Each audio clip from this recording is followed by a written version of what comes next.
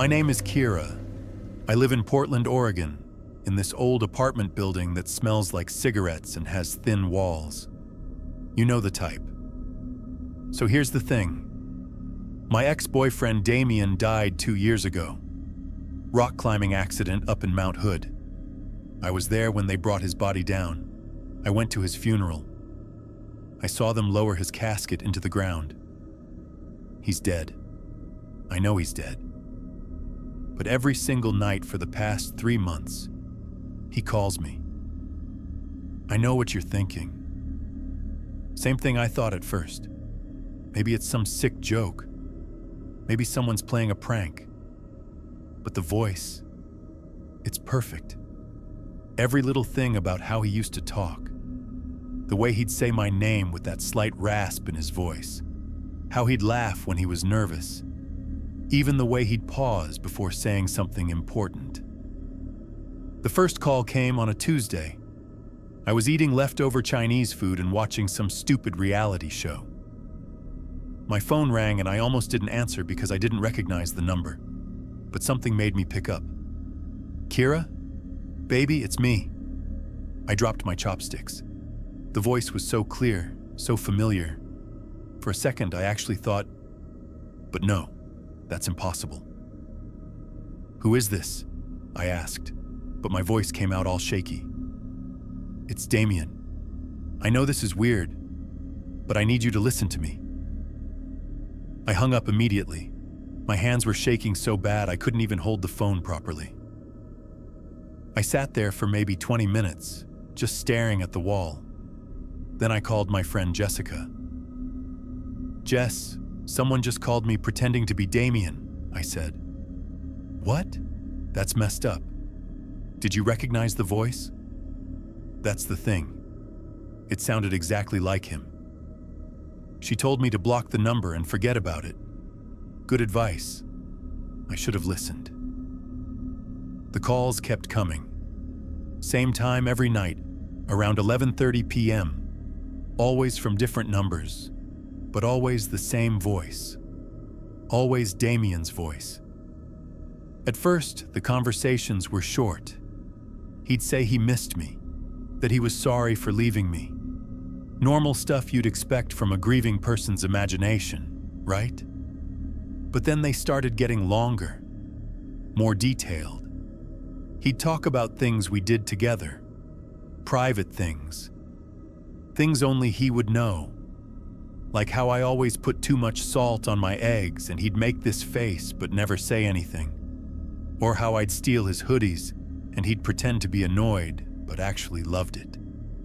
After about 2 weeks of this, I started recording the calls. I don't know why. Maybe I thought I could prove to myself I was going crazy. Maybe I thought someone would believe me. The weird part was, the voice never glitched or sounded robotic. It was so natural, so human. He'd even breathe at the right moments, like when he was thinking about what to say next. One night, I got brave and asked him about the climbing accident. I don't remember much, he said. It happened so fast. 1 second I was reaching for the next hold, then nothing.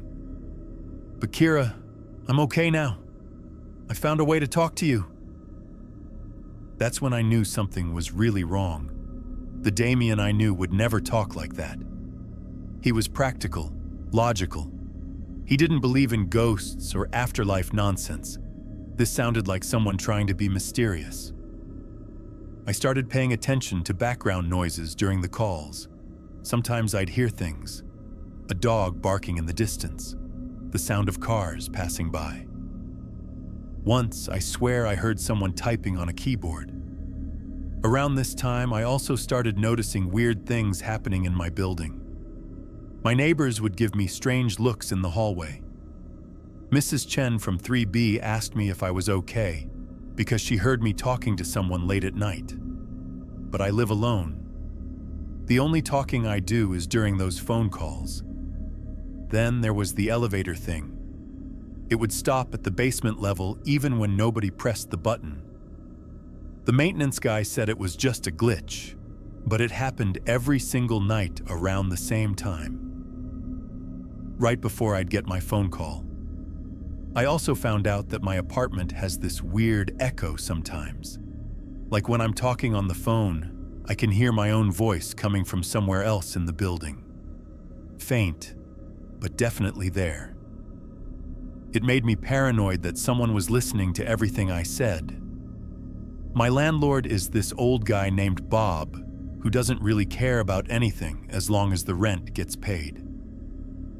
When I asked him about the basement, he just shrugged and said it was mostly storage and old boiler equipment, but I started wondering if someone could actually live down there without him knowing. That's when I hired Marcus, this private investigator I found online. He was expensive, but I was desperate. I gave him all the recordings and told him everything. It took him 3 weeks to figure it out. What he found made me sick to my stomach. Your boyfriend had a roommate named Trevor, Marcus told me over coffee at this little cafe downtown. Weird guy, real quiet type. Apparently, he was recording conversations in their apartment for months before Damien died. Recording conversations? Why? That's what I wanted to find out. I did some digging. This Trevor guy, he's got a background in computer programming, specifically AI voice synthesis. He works for some tech company in Seattle. My blood felt cold. Are you saying? I'm saying he's been using those recordings to create a deep fake of your ex-boyfriend's voice. All those conversations you've been having? It's not Damien. It's an AI program trained on his voice patterns. I sat there for a long time, just processing this information. It was almost worse than thinking I was losing my mind. At least crazy people don't usually have someone actively trying to drive them crazy. But why? I asked finally. Marcus pulled out a folder full of photos. Because he's obsessed with you. Has been for years, apparently. Look at these. The photos showed me going about my daily life, walking to work, grocery shopping, sitting in my apartment with the curtains open. Someone had been watching me for months. The sick part is, Marcus continued, he's been living in your apartment building's basement. Building management doesn't even know he's down there. He's been watching you, learning your routines, preparing for something. I felt like I was going to throw up. Preparing for what? That's what we need to find out. But Kira, you need to be careful. This guy is seriously unhinged. When I got home that day, I started looking at my building differently. Every shadow seemed suspicious. Every noise made me jump. I realized I'd been so focused on the phone calls that I hadn't been paying attention to my actual surroundings. I started checking the basement door more often. It was always locked, but sometimes I'd find fresh footprints in the dust near the entrance. Small things that could have been nothing, but felt like everything. My cat Princess started acting weird too. She'd sit by the floor vents and just stare down into them for hours. Sometimes she'd hiss at nothing. Animals can sense things we can't, right? That's what people always say. One afternoon, I was doing laundry in the basement, and I found this makeshift bed behind the old water heater. Just some blankets and a pillow, but it looked like someone had been using it recently. There were also food wrappers and an empty water bottle. I got out of there so fast I left my wet clothes behind. That night, I got another call, but this time, I was ready. Kira, baby, I've been thinking about you all day. Cut the shit, Trevor, I said. The silence on the other end lasted maybe 10 seconds. Then, in that same perfect imitation of Damien's voice, I don't know what you mean. I know it's you. I know about the recordings. I know you've been living in my building. Another pause. When the voice came back, it sounded different. colder. You shouldn't have done that, Kira. You've ruined everything. Good. Stay away from me. I can't do that. I love you. Damien loved you, and I'm him now. I'm better than him. I'll never leave you like he did. I hung up and immediately called the police. But what could I tell them? That someone was using AI to imitate my dead boyfriend? That some guy was living in my basement? They took a report but said they couldn't do much without more evidence. The calls stopped for 3 days. I actually started to feel hopeful. Maybe he'd given up. Maybe he'd moved on to someone else. Then last night, my phone rang at 11:30 p.m. Kira. The voice was different this time. Shakier, more desperate. Trevor, I'm hanging up. No, wait. Please. I need to tell you something important. Against my better judgment, I listened. I'm coming home soon, he said. I found a way to be with you forever. Really be with you. Not just on the phone. What are you talking about? I've been watching you for so long, learning everything about you, your routines, your fears, your weaknesses. I know you better than Damien ever did. My hands started shaking again. Trevor, you need help. This isn't healthy. I don't need help. I need you. And soon, very soon, we'll be together. Just like Damien wanted. The line went dead. I packed a bag and drove to Jessica's house.